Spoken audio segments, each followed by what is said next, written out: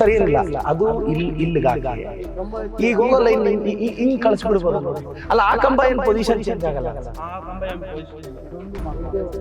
ಯಾವಾಗ ಮಾಡ್ಬೋದು ಸರ್ ಈಗ ಎಸ್ಟಿಮೇಷನ್ ಮಾಡ್ಬೇಕು ಸರ್. ಹೌದಾ ಎಷ್ಟು ದಿನ ಆಗ್ಬೋದು ಇದು 1 ಮಂತ್ ಆಗುತ್ತೆ. ಆ ಟಾಯ್ಲೆಟ್ಗೆ ಎಸ್ಟಿಮೇಟ್ ಮಾಡ್ರಿ ನಾನು ಹಾಕ್ತೀನಿ. ಯಾವಾಗ ಮಾಡ್ತೀರಾ? ನಾನು ಹಾಕ್ತೀನಿ, ನೀವು ಪಂಚಾಯತಿಂದ ಲೇಟ್ ಆಗುತ್ತೆ.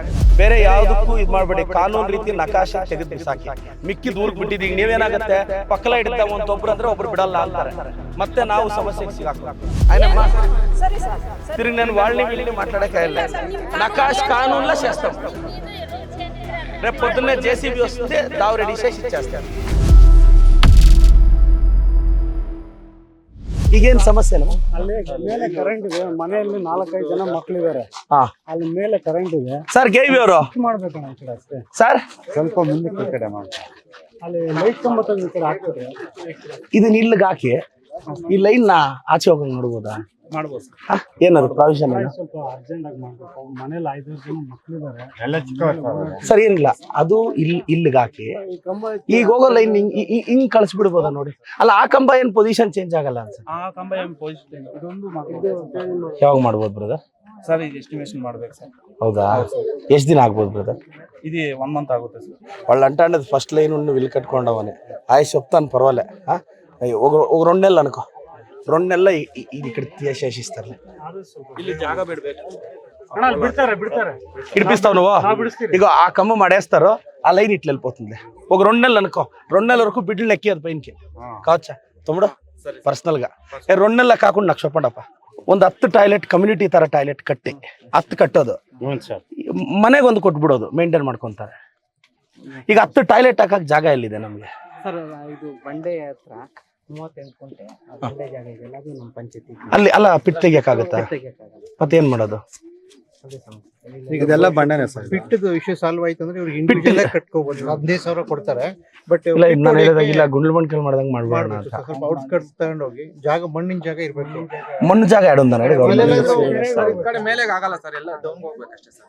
యాడ తమ్ముడు ఇప్పుడు నేనేమని తెలిసిన గుండ్లమండి కల్లా ఏం చేస్తే తెలిసిన సేమ్ ప్రాబ్లం ఉండే. 38 టాయిలెట్లు కట్టి ఆడ ಬೇರೆ పక్కలనే ಯಾವುದೋ అటాచ్డ్ ఉండే, ఆడ పైప్ లైన్ ఇడిస్తే ఇప్పుడు మీరు ఒప్పుకుంటే 10 ఇంట్లకి 10 టాయిలెట్లు కడతాము, ఇంటికి ఒక్కొక్కటి ఇచ్చేస్తాను. కానీ ఇప్పుడు ఆ పిట్ చేసేకి ಜಾಗ ಸಿಗ್ತಾ ರಕ್ಷಾಲು ಬಂಡೆ ಮೇಲೆ ಕಟ್ಬಿಟ್ಟು ಸರ್, ಆ ಡೌನ್ ಏನಾದ್ರು ಚಂಪಟ್ಲ ಈ ಬಂಡೆ ಮೇಲೆ ಟಾಯ್ಲೆಟ್ ಕಟ್ಬಿಟ್ಟು ಆ ಕಡೆ ಹಳ್ಳ ಕಾಣಿಸ್ತಿದೆಯಲ್ಲ, ಆ ಕಡೆ ಕಳಿಸಬಹುದಲ್ಲ. ನಾನು ಹಾಕೊಡ್ತೀನಿ. ಹಂಗಾದ್ರೆ ಒಂದು ಎಸ್ಟಿಮೇಟ್ ಯಾರು ಮಾಡೋದು? ಸರ್ವೆ ನಂಬರ್ ಕೆರೆ ಅಂತಿದಾರಲ್ಲ ಆ ಪ್ರೈವೇಟ್ ಸರ್ವೆ ನಂಬರ್ ಪಿಟ್ಟಿಗೆ ಕೊಡಲ್ವಾ ಜಾಗ? ರಿಕ್ವೆಸ್ಟ್ ಮಾಡಿದ್ರೆ 20 ಅಡಿ ಕೊಡ್ತಾರೆ ಸರ್.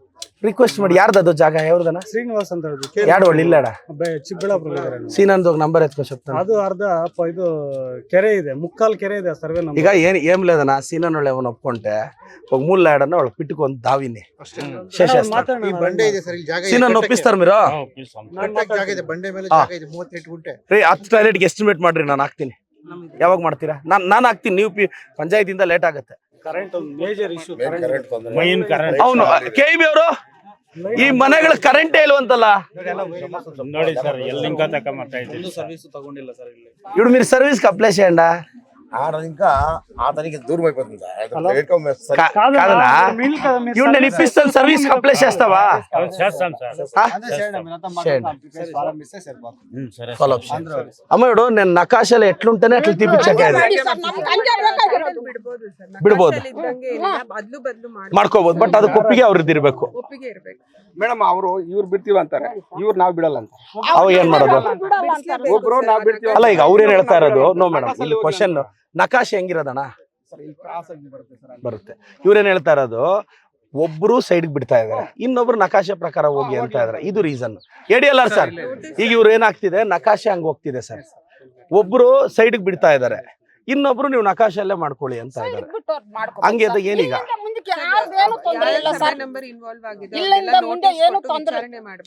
ವಿಚಾರಣೆ ಮಾಡಿ ಎಲ್ಲರೂ ಒಂದು ಒಪ್ಪಿಗೆಗೆ ಬಂದು ಅದ್ರ ಪ್ರಕಾರ ಮಾಡ್ಬೇಕು. ಒಂದ್ ಕೆಲಸ ಮಾಡಿ, ಯಾರಿಗೂ ಬೇಡ, ನಕಾಶೆ ಪ್ರಕಾರ ತೆಗೆದಾಕಿ. ಪ್ರಕಾರ ನಾವು ತೆಗೆದುಬಿಡ್ತೀವಿ ಸರ್. ಏನಮ್ಮ ఇప్పుడు ఒక పని చేయి చూడే, గవర్నమెంట్ కానూన్లో ఏముందో నకాశ ప్రకారం రేపు JCB పెట్టి తీసేస్తాను. ఇప్పుడు ఏమైతుంది తెలుసునమ్మా, మీరు నేను నకాశ ప్రకారం తీసేస్తాను, మీరు పారాడకుండా తిరగ మీరు అండర్స్టాండింగ్ వస్తే రాసి అంటే ఆవిడ చూద్దాము ఇప్పుడు వీళ్ళు నొప్పించేపాటికి ఏడాది అవుతుంది నకాశ ಎಷ್ಟು ಬರುತ್ತೆ ಸರ್ ಬಿಟ್ಟು 6 ಎಂಟು ಕಾಲು ಅಲ್ಲ ಅಡಿಯ ಮೀಟರ್ ಅಂತಿದ್ದಾರೆ ಇಲ್ಲ ಇಲ್ಲ ತಿರುಗಳು ನೊಪ್ಪಿಚ್ಚಕ ಎಲ್ಲ ಪರಶುರಾಮ್ ಅವ್ರೆ